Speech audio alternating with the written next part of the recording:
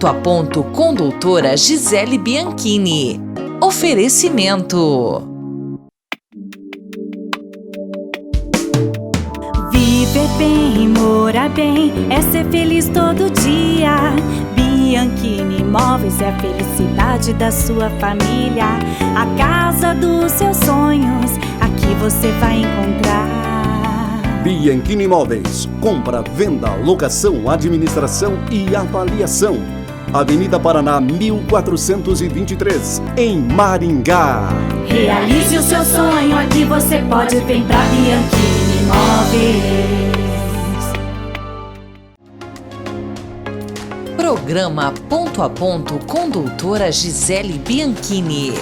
Siga, comente e compartilhe nossas redes sociais.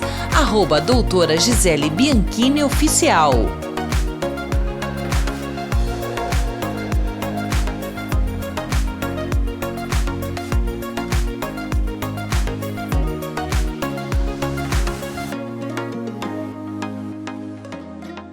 Olá, sou Gisele Bianchini, sejam muito bem-vindos ao nosso programa e hoje o nosso entrevistado é o economista Dr. Neio Lúcio Pérez Gualda. Ele é bacharel em Ciências Econômicas pela Universidade Estadual de Maringá, especialista em Economia de Empresas pela Universidade também Estadual de Maringá, mestre em Teoria e Política Econômica pela Universidade Federal do Rio Grande do Sul e doutor em Economia de Empresas pela Fundação Getúlio Vargas. Ele é professor titular do Departamento de Economia da UEM desde 1982 e atuou como professor em mais de 100 cursos de especialização lato sensu.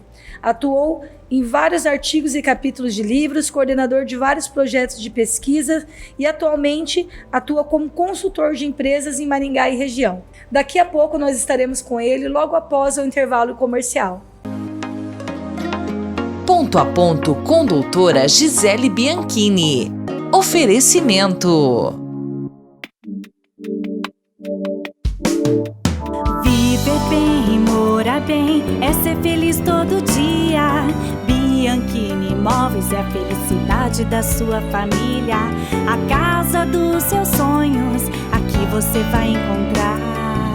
Bianchini Imóveis, compra, venda, locação, administração e avaliação.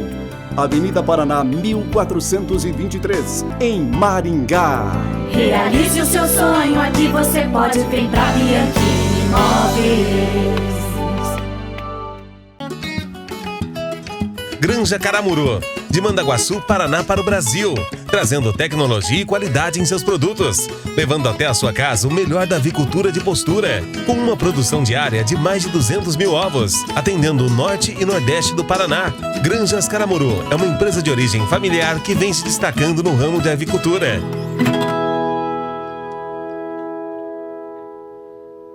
A Unicesumar quer saber aonde você quer chegar. Eu quero dar uma vida melhor para minha família. Estude de onde estiver e no seu tempo. Aonde você quer chegar? Vai com a melhor EAD do Brasil. Vai com a Unicesumar. Inscreva-se agora.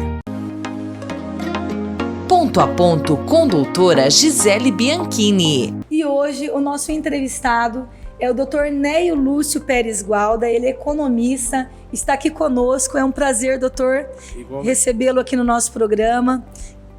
Muito obrigada. Eu que agradeço a oportunidade de estar aqui. Sim.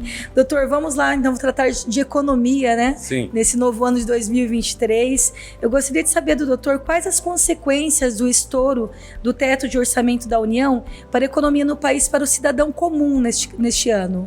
Essa é uma das questões que mais tem sido pautada aí na imprensa nacional e que gera preocupação, né? Por qual razão? O que é o orçamento? O orçamento de uma família, o orçamento de uma empresa e o orçamento da União é o mesmo princípio, ou seja, se você ganha R$3.000 por mês, o teu teto é R$3.000, ou seja, você não pode gastar mais do que R$3.000. Não pode extrapolar os... Exatamente. O que acontece se você usar o cartão de crédito, o cheque especial, e você extrapolar os R$3.000? Você vai incorrer num endividamento. E esse endividamento vai lhe gerar juros, né? E o governo a mesma coisa. O governo, quando ele gasta mais do que ele arrecada, ele incorre em dívida. Para financiar essa dívida, ele tem que lançar títulos públicos, títulos da dívida pública. E ele precisa, para dar atratividade a esse título, porque as pessoas comprem esse título, é necessário elevar a taxa de juros ou emitir moeda. Mas a consequência de emitir moeda é a inflação, a pressão inflacionária. Ou ele pode aumentar sua arrecadação aumentando os impostos, a tributação. Mas toda alternativa de financiamento da dívida pública, ela traz consequências para a economia brasileira. Por exemplo, a mais comum é emitir títulos com a elevação das taxas de juros. Só que o aumento da taxa de juros inibe os investimentos privados. Acabam saindo do país. Mas é que internamente as empresas que têm projetos de expansão, né, elas precisam tomar recursos, dinheiro no mercado financeiro. Quando a taxa de juros fica alta, inviabiliza esses novos investimentos. E seriam novos empregos que seriam gerados, novas rendas. Então, o aumento da taxa de juros é muito prejudicial à economia. Por isso que quando eu estabeleço um teto, um limite, eu passo uma tranquilidade para o mercado. Tá? Para os futuros investidores. Isso, o governo não vai se desequilibrar. Então, o governo não vai precisar aumentar a dívida pública, não vai precisar emitir moeda ou não vai precisar aumentar impostos. Agora, quando você tem um discurso que é contra o teto de gasto, sinalizando que vai extrapolar isso... Acaba afugentando, né? Significa que o mercado fica apreensivo e acaba inibindo novos investimentos. E isso traz consequência para o emprego, para a renda. Então, embora o discurso seja que eu vou gastar pelo social, eu tenho que olhar o social, eu estou fazendo exatamente o oposto. Que quando eu elevo a taxa de juros ou elevo a inflação, eu prejudico de maneira absurda aqueles que são mais prejudicados, que são mais carentes. Quer dizer, eu prejudico o social com um discurso que eu vou ajudar o social extrapolando o teto do gasto. Diferentemente do antigo governo, com o ministro Paulo Guedes, a gente viu que era bem controlada essa parte, né, doutor? Isso foi... O antigo governo teve algumas marcas importantes, né? Especialmente quando se definiu esse teto do gasto. Quer dizer, já é antigo, mas ele se comprometeu, né? Ele se comprometeu e cumpriu. Então a economia seguiu, né? Apesar de vários choques externos, pandemia, guerra da Ucrânia, Rússia, crise energética. Então nós tivemos choques externos muito importantes que poderia desequilibrar, né, a economia, mas foram todos superados por causa desses compromissos que foram cumpridos, o compromisso com a estabilidade econômica, o compromisso com o teto de gasto. Isso trouxe um ambiente favorável aos investimentos e à geração de renda, à geração de emprego na economia brasileira. Tanto é que caiu muito, né, o desemprego no ano, né, de governo do antigo... Sim, caiu de 12,5%, né, para 8%. Então, esses são reflexos de medidas econômicas acertadas que foram implementadas. Tanto é que a inflação estava menor do que os Estados Unidos, né? Sim. Uma coisa assim, bem nós tivemos diferente. A nossa inflação ficou menor, não só dos Estados Unidos, como de vários países europeus. E crescemos mais do que a China em 2022. Isso é muito Então, veja, uma política comprometida com a estabilidade, com juros baixos, com gastos controlado, os reflexos são positivos mesmo num ambiente tão adverso como foi enfrentado aí nos últimos 2 anos. Pandemia e guerra, né? Isso. Então a gente teve uma estabilidade muito grande. Sim, dado essa maneira de conduzir a economia comprometido com estabilidade. Sim. E, doutor, por que não foi concedido o aumento real para o salário mínimo, embora fosse uma promessa de campanha? Essa é outra questão. Uma coisa é o discurso, eu estou em campanha. A outra coisa é quando eu estou à frente de tomar decisões. Se fosse fácil aumentar o salário mínimo, todos os governos aumentariam. Quer mais prestígio, mais capital político para um governo que aumente o salário de maneira significativa. Mas isso não é possível, porque você desequilibra, primeiro, as contas da Previdência Social, né? Hoje o setor privado talvez não seria tão impactado com um aumento real do salário mínimo, mas principalmente a Previdência Social, onde um número significativo de aposentados e pensionistas recebem o salário mínimo. Sim. Então isso aumentaria de maneira significativamente o custo da Previdência. Quer dizer, todo o esforço da reforma previdenciária aí que foi realizado, ele seria anulado com medidas populistas, porque quando eu quero aumentar o salário de maneira não correspondente ao aumento do PIB, porque são duas coisas. Uma coisa é corrigir o salário. A inflação passada, eu repasso o aumento dos preços ao valor do salário mínimo. Então eu mantenho o valor do salário mínimo, o poder de compra do salário mínimo. Agora, se eu quero dar ganho real, então eu vou aumentar a capacidade de compra, mas ele tem que ter a contrapartida do aumento do PIB. Então houve um crescimento real na economia.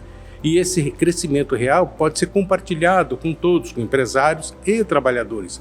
Mas se eu não tenho um aumento do produto interno bruto e eu aumento o PIB, eu aumento o salário mínimo acima do que foi a inflação, eu estou gerando pressão inflacionária. A inflação vem e come esse aumento. Gera mais inflação. Isso, então não é fácil aumentar. Tanto é que ele prometeu que seria 1.320, na verdade ficou em 1.302 e agora é 1.312, né? E agora ele está tentando elevar para 1.315, ou seja, só R$3. Sim. E ainda requer muitos estudos. Então, o aumento do salário mínimo tem que ser planejado, né, e respaldado em crescimento do PIB. Senão gera muita inflação. A pressão inflacionária vem em seguida. Sim. E o que poderemos esperar, doutor, para a economia brasileira nesses próximos anos? Olha, houve uma apreensão muito grande da sociedade e do mercado em relação ao que poderia acontecer, né, nos próximos 4 anos. Você tem uma referência negativa, né, que é a Venezuela. Então Sim. você veja, nós passamos de um governo de direita para um governo de esquerda, tá? E isso gerou apreensão. Mas eu minimizo muito essas preocupações, porque há vários fatores, né, que nos permitem olhar com uma certa tranquilidade, pelo menos nos próximos 4 anos. O que ocorre? O presente ele é diferente do passado, só que o passado nos ajuda a prever o futuro. Então não é a primeira vez que um governo de esquerda assume a presidência da República e, sobretudo, o próprio Lula. Então vamos olhar 2003. O que aconteceu no ano de 2003? Então havia todo aquele discurso de campanha, aquelas promessas, né, que Sim. assustava todo mundo. O que ocorreu? Nós temos 2 indicadores na economia que eles são imediatos para mostrar a confiança da sociedade e da economia nas políticas governamentais. É o índice do Ibovespa, né? E é a cotação do dólar. Então o que nós, nesses 32, 33 dias de governo, o Ibovespa está variando entre 110 mil pontos e 112 mil pontos. Essa é uma situação também que estava há 6 meses atrás. Também. Não, e o dólar, ele vem flutuando já há mais de 1 ano, 2 anos, entre 5,10 e 5,30. Sim. E ele continua nesse mesmo intervalo. Inclusive ontem ele ficou a 5,04, 5,04. Então veja, o mercado não está assustado. Tá? Isso é bom. Isso é bom. O que aconteceu em 2003? As desconfianças eram muito maiores. Então, em 2003, nós estávamos completando praticamente 10 anos de Plano Real. E a maior conquista que a sociedade brasileira tinha era o fim da inflação. Sim. E perder esse ganho representaria o fim político do governo que estava instalando, né? Então, o que o Lula fez entre março de 2003? Ele pegou a taxa Selic e colocou em 26,5% ao ano. Então isso é um impacto imenso na economia. Mas ao ele fazer esse gesto, o que ele mostrou para o mercado? Olha, eu estou comprometido com a estabilidade econômica. Era o Henrique Meirelles, o ministro da Economia, né? Na época eu não me recordo quem seria, mas foi uma decisão de governo, né? E aí eles, ao elevarem a taxa Selic, eles dão um break na economia, não? Seguram a economia, desestimulam a demanda e isso, os preços são contidos com a pressão de demanda menor. Mas o resultado foi imediato.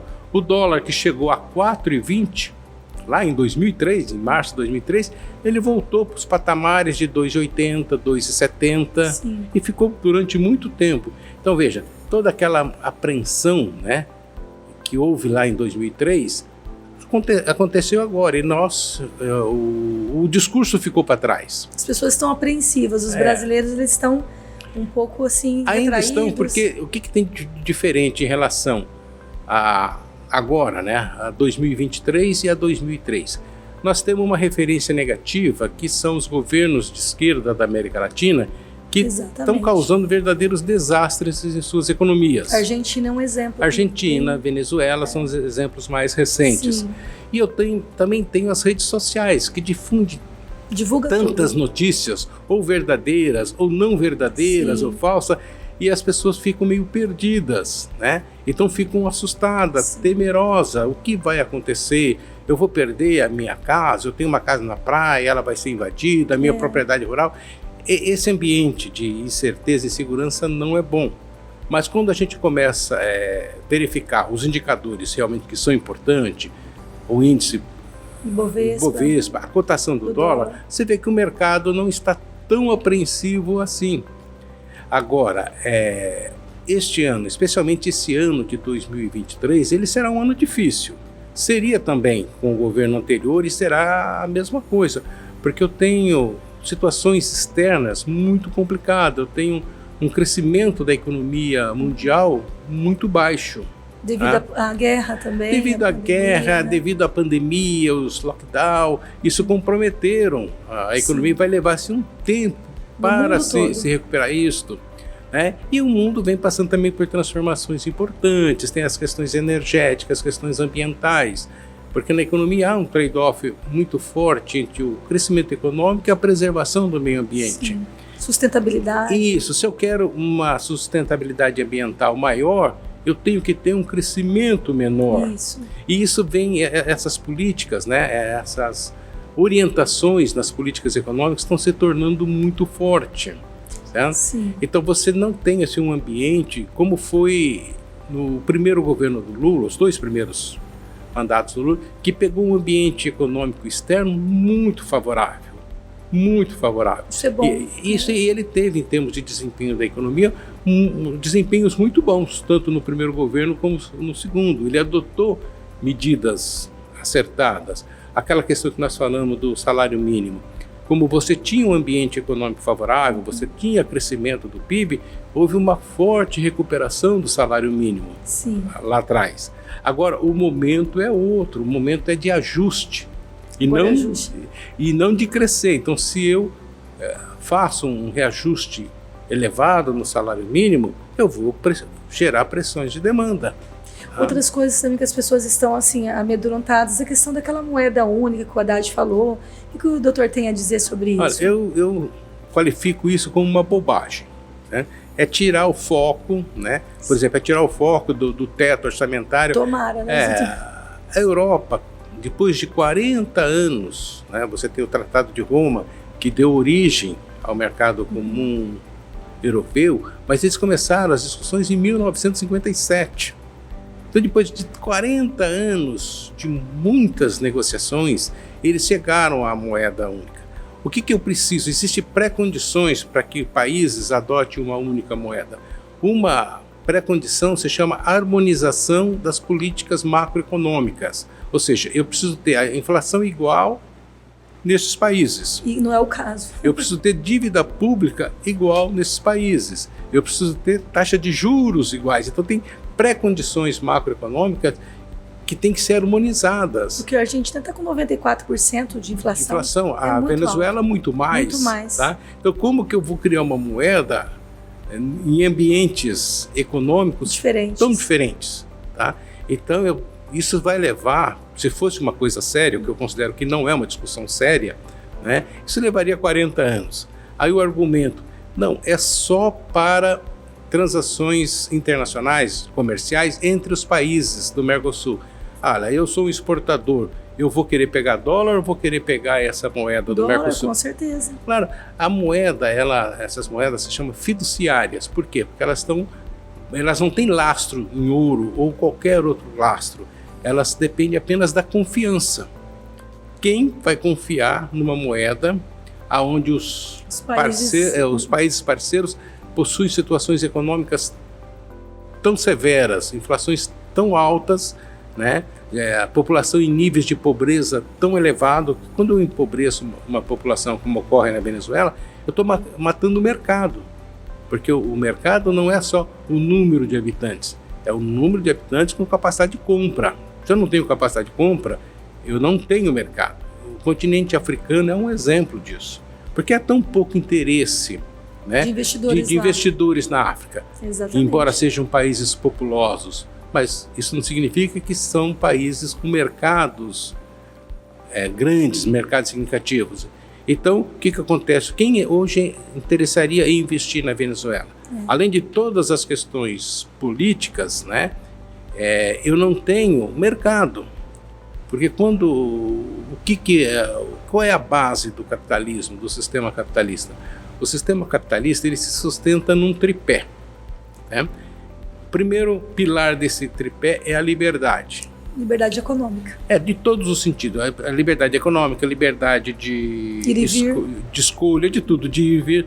O segundo pilar é a confiança. Por isso que se fala fiduciária. Veja, se você pegar uma nota de R$20 e for em qualquer estabelecimento, você compra alguma coisa.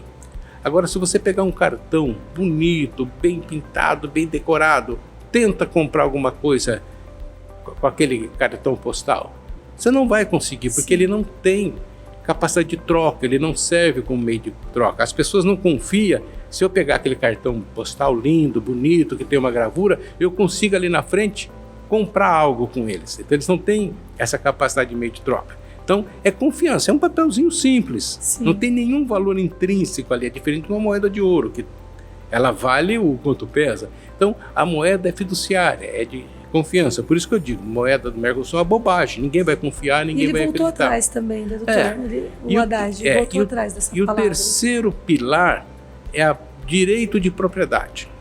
O direito de propriedade ele é fundamental. O porquê? Porque ele que vai me dar toda a minha motivação em trabalhar mais, em acumular, em investir mais, em gerar emprego.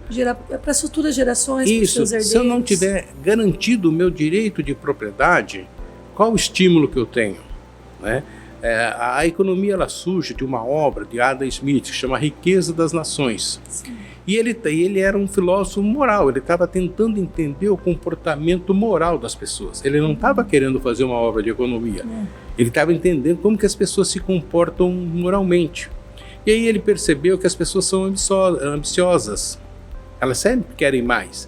E é justamente nesta ambição que você gera a riqueza das nações. Ao você acumular, ao você ter mais riquezas, a gerar riquezas, por ser ambicioso e querer se tornar mais rico, você torna a sua nação mais rica. Então o livro dele chama Riqueza das Nações. Quer dizer, então o estímulo, o esforço, eu garanto através do direito da propriedade. Sim. Então por que nenhuma economia socialista deu certo? Embora nós tenhamos várias experiências. Nós temos vizinha, como as duas Coreias, né? Basta contrapor. Por que não dá certo?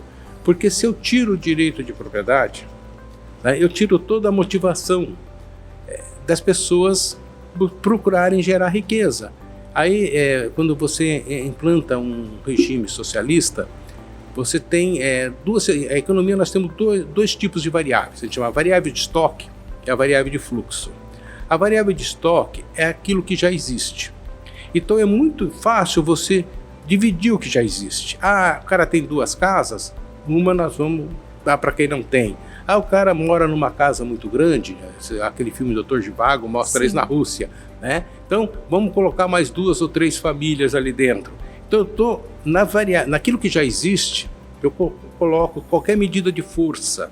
Né? Você acha difícil esse governo fazer esse tipo de coisa aqui no nosso país? Impossível. Porque as pessoas estão assustadas exatamente com isso. Impossível, tá? Mas veja, quando eu estou implantando um regime socialista, eu consigo, nas variáveis de estoque, eu consigo colocar medidas de força e redistribuir. As variáveis de fluxo é aquilo que se produz a cada instante. É o trabalho, é a produção, é a renda. Veja... Gira toda a economia. Exatamente. Se eu tenho 2 casas, é porque eu trabalhei mais, poupei mais, me esforcei mais. No momento em que eu tenho a convicção que eu não posso mais ter a segunda casa, qual vai ser o meu estímulo ao meu esforço? Eu não vou trabalhar, eu não vou me esforçar, não vou querer... E isso vai se generalizando na economia. E vem os desastres que vêm. Quer dizer, por que eu preciso de 10 para sobreviver? Então eu vou gerar 10. Mas o meu vizinho gera só 5, o governo dá os outros 5 para ele. Aí ele vai... Eu vou gerar só 5. Mas ele vai perceber que o outro, que gera 0, também ganha os 10. Eu vou gerar 0. Essa é a consequência, porque nenhuma experiência real foi exitosa e nunca será. Em nenhum lugar do mundo. Então, quando eu... recentemente, o STF, através do ministro Barroso, colocou, legislando que ele não pode, que tem que criar um conselho, no caso de uma invasão de propriedade, antes que o juiz emita, né, a reintegração de posse, tem que um conselho discutir, né, se cabe ou não aquela reintegração de posse. Então, veja, ele está atacando um dos pilares do capitalismo, que é o direito de propriedade. Artigo 5º da Constituição Federal. Porque veja, uma coisa são as medidas de conjuntura. Quando eu estou mexendo na taxa de juros, eu estou mexendo na inflação, no salário, eu estou mexendo com situações de conjuntura econômica. Agora, quando eu tomo uma medida que afeta o direito de propriedade, eu estou num dos pilares da economia. Muito sério. Quando eu quebro a confiança, o segundo pilar é a confiança. Quando eu quebro a confiança, eu estou afetando um outro, então eu tenho crise de sistema. Ou se eu cerceio a liberdade de expressão, a liberdade de escolha, eu posso comprar o que eu quiser, eu posso não ter o dinheiro para comprar, isso é diferente, mas eu sou livre para escolher. Por exemplo, eu recebi o meu salário hoje, eu quero entrar numa lotérica e gastar ele inteirinho na Mega Sena, eu sou livre para isso. Tá? Então, quando eu afeto o direito de liberdade, sobretudo liberdade de escolha, quer dizer, no regime socialista você não tem o mercado, você tem o planejamento. Do próprio Estado. Do próprio Estado. Ele que vai dizer, olha... Fica refém do Estado, né? Exatamente. Você vai consumir X do produto A, Y do produto B e assim por diante. Você não tem liberdade nenhuma. Você acha, doutor, que então que esse sistema não vai ser implantado no nosso país? Não. É uma economia muito forte, né? Com muita diversidade, com muitos interesses. E agora... Então, a maneira como eu falo, né? Então o capitalismo é o melhor do mundo. Ele não é a melhor situação possível, mas é a melhor dentre aquelas que já se experimentou. Mas o capitalismo ele tem suas consequências negativas. Por exemplo, a desigualdade, né? A desigualdade. Então, esse é um problema sério no Brasil. Sim. Nós temos desigualdades muito fortes. E aí o Estado ele pode agir com políticas compensatórias. Tá? Por exemplo, o Auxílio Brasil. Essa é uma política de renda compensatória. Sim. O seguro-desemprego é política compensatória. Então eu posso amenizar os efeitos, né, da desigualdade, mas sem intervir naqueles 3 pilares. Tá? Se eu intervir nos 3 pilares, eu estou comprometendo, né, o sistema. E aí eu tenho crises de sistema que são muito graves, que é o caso da Venezuela, caminha a Argentina. Sim. Mas se Deus quiser, nosso país não vai acontecer isso, né, doutor? Essa é a nossa esperança, sim, né? Sim, acreditamos que sim. Sim. Doutor, felizmente chegamos no fim, né, do nosso programa. Quero agradecer a sua participação. Espero tê-lo novamente conosco, porque é um tema bem, assim, preocupante, né, para as pessoas. Elas pedem para nós estarmos aqui trazendo especialistas em economia como o doutor. E espero você mais vezes, então, aqui conosco. Eu que agradeço a oportunidade e, vendo uma nova oportunidade, estarei aqui com certeza. Muito obrigada, doutor. Deus abençoe.